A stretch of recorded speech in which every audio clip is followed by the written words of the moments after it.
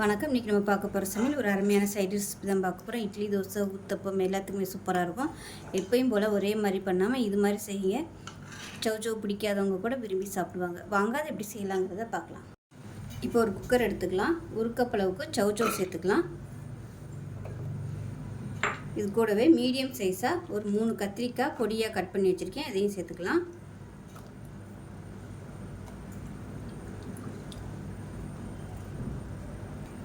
இப்போ இதில் பொடியாக கட் பண்ண வெங்காயம் சேர்த்துக்கலாம். நான் வந்து பெரிய வெங்காயம் சேர்த்துருக்கேன். நீங்கள் சின்ன வெங்காயம் கூட சேர்த்துக்கோங்க. பொடியாக கட் பண்ணிவிட்டு சேர்த்துக்கோங்க. இது கூடவே ஒரு 3 பச்சை மிளகா, ஒரு 5-6 பல் பூண்டு சேர்த்துக்கலாம். மீடியம் சைஸாக 2 தக்காளி நல்லா பொடியாக கட் பண்ணி வச்சுருக்கேன். அதையும் சேர்த்துக்கலாம். இது கூடவே பொடியாக கட் பண்ண கொத்தமல்லி இலை ஒரு கைப்பிடி அளவுக்கு சேர்த்துக்கலாம்.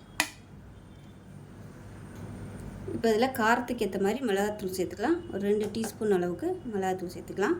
1/4 டீஸ்பூன் போல் மஞ்சள்தூள் சேர்த்துக்கலாம். 1 டீஸ்பூன் உப்பு சேர்த்துக்கலாம்.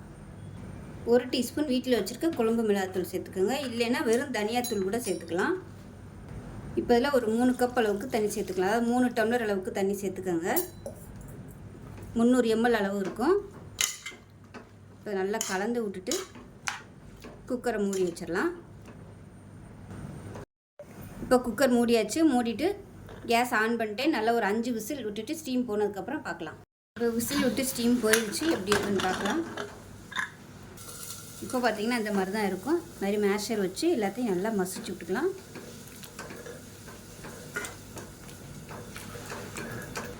இப்போ பாருங்கள் இந்த அளவுக்கு நல்லா மசிச்சாச்சு. இப்போ இதை தாளித்து விட்டுடலாம்.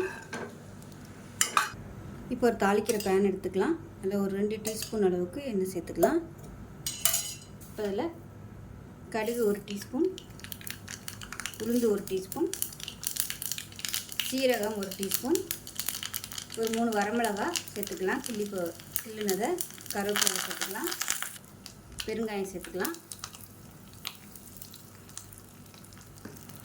இப்போ இந்த தாளிப்பு இந்த கடைசலில் சேர்த்துக்கலாம்.